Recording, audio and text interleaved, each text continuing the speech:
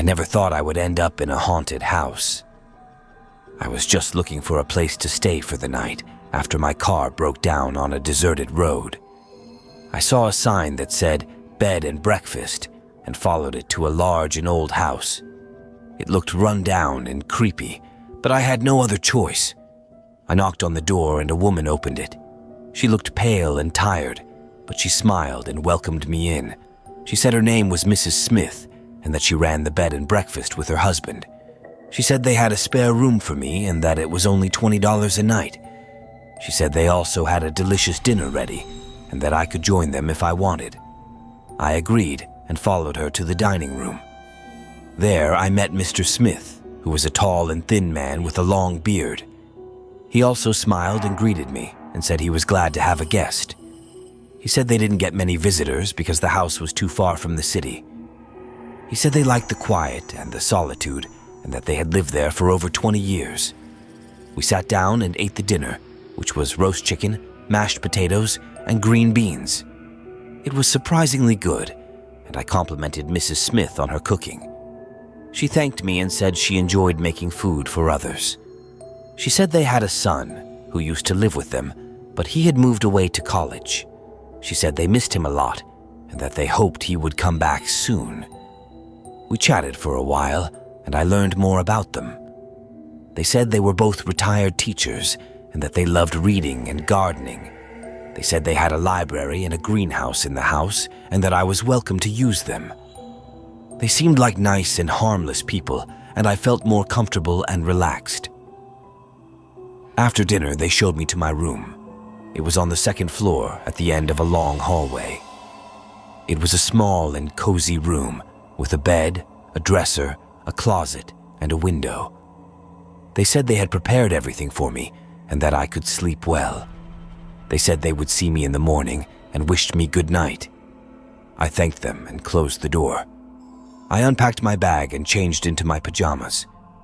I was feeling tired and decided to go to bed. I turned off the light and crawled under the covers. I closed my eyes and drifted off to sleep. I don't know how long I slept, but I woke up to a loud noise. It sounded like a scream coming from downstairs. I jumped out of bed and turned on the light. I grabbed my phone and checked the time. It was 3 a.m. I wondered what was going on and decided to check it out. I opened the door and walked out of the room. I headed to the stairs, but I stopped when I saw something that made my blood run cold. There was a body on the floor at the bottom of the stairs. It was Mr. Smith, and he was dead. He had a knife in his chest and blood all over him. His eyes were wide open, and his mouth was twisted in a scream. I gasped and felt a surge of fear. I wanted to run, but I was paralyzed.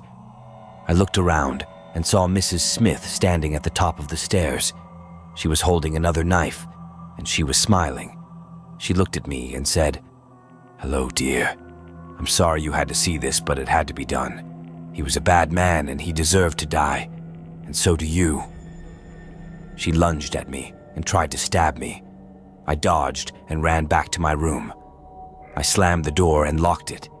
I heard her banging on the door and shouting, open up, you can't hide from me. I'm going to kill you and then we'll be together.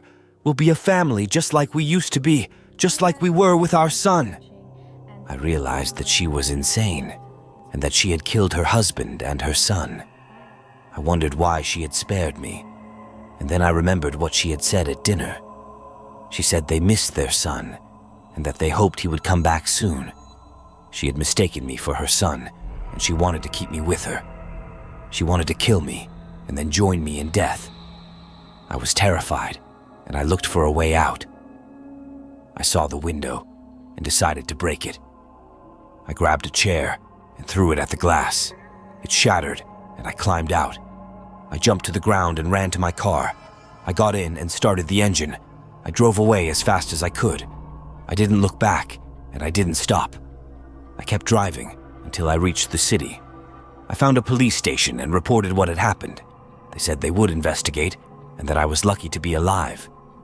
They said they had heard rumors about the house and that it was haunted. They said that many people had gone missing there and that no one had ever escaped. They said I was the first one to escape the haunted house.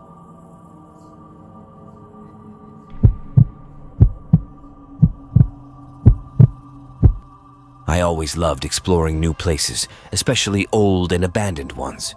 I was fascinated by the history and mystery of them. So when I heard about the cemetery that was hidden in the woods, I decided to check it out. I thought it would be a fun and exciting adventure. I packed my backpack with a flashlight, a camera, and some snacks. I also brought a map and a compass, just in case I got lost. I rode my bike to the edge of the woods, and I followed a dirt path that led to the cemetery. I arrived there after an hour of biking, and I was amazed by what I saw. The cemetery was huge, and it had hundreds of tombstones, statues, and mausoleums. They were covered with moss, vines, and flowers. They looked ancient and majestic, and they had names and dates that went back to centuries ago. I felt like I had traveled back in time, and I was eager to explore more. I walked around the cemetery, taking pictures and reading the inscriptions.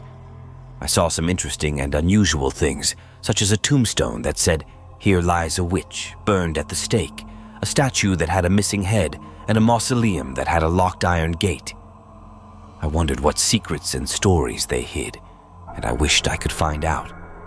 I was so absorbed in my exploration that I didn't notice the sun setting and the sky darkening. I realized that it was getting late, and I decided to head back. I checked my map and my compass, and I retraced my steps to the dirt path. But when I got there, I saw that the path was gone. It was replaced by a thick wall of thorns, and I couldn't see anything beyond it. I felt a surge of panic, and I tried to find another way out, but every direction I turned, I saw the same wall of thorns. I felt like I was trapped in a maze, and I didn't know what to do. I screamed for help, but no one answered. I was alone in the cemetery, and I had no idea how to escape. I decided to go back to the mausoleum with the locked gate, hoping to find a shelter for the night. I thought maybe I could break the lock and get inside. I ran to the mausoleum, and I saw that the gate was open. I felt a flicker of hope, and I entered the mausoleum. But as soon as I did, I regretted it. The mausoleum was full of coffins, and they were all open. Inside them, I saw corpses that looked like they had just died.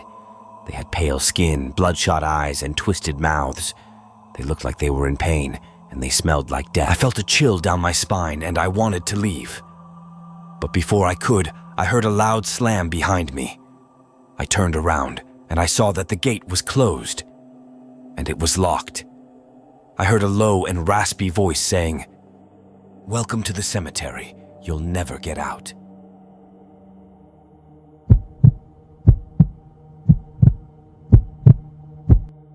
I never believed in ghosts until I visited the old mansion on the hill. It was supposed to be a fun Halloween night with my friends, but it turned out to be the most terrifying experience of my life. We had heard rumors about the mansion, how it was haunted by the spirit of a young girl who died there under mysterious circumstances.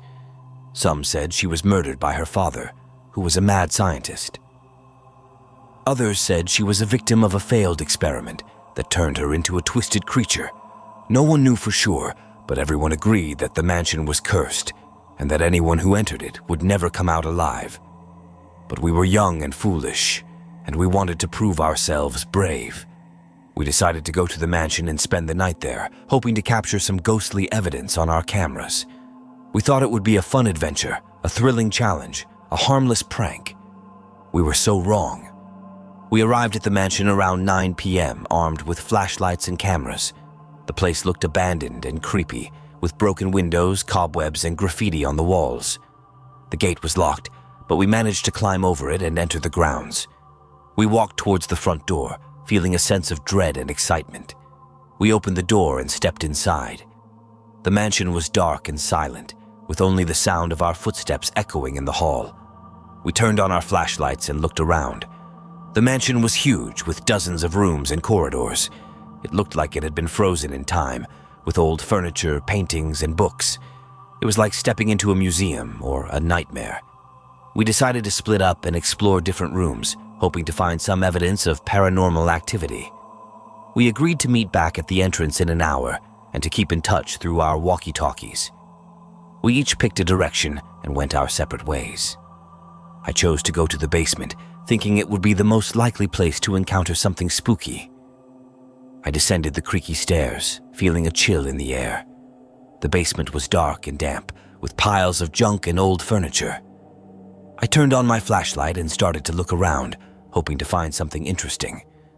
I stumbled upon a door that was slightly ajar, with a sign that said, "Do not enter." Curious, I pushed the door open and stepped inside. The room was small and dusty, with a single bed, a dresser, and a mirror. On the bed, there was a ragged doll with a cracked porcelain face and button eyes. It looked like it had been there for decades, forgotten and rotting.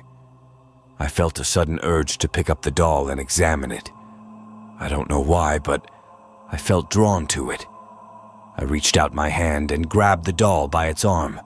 As soon as I touched it, I felt a jolt of pain in my fingers. I dropped the doll and screamed, looking at my hand. It was bleeding, as if the doll had bitten me. I backed away from the bed, feeling a wave of fear wash over me. I turned to run out of the room, but the door slammed shut behind me. I heard a lock click, trapping me inside. I banged on the door, shouting for help, but no one answered. I tried to use my walkie-talkie, but it was dead. I was alone in the dark, with the doll staring at me with its cold, dead eyes. I felt a cold breath on my neck, and a voice whispered in my ear, "You shouldn't have touched me. Now you're mine." I spun around, but there was no one there. I looked at the mirror and saw a horrifying sight. The doll was standing behind me, holding a knife. It smiled wickedly and said, "Let's play."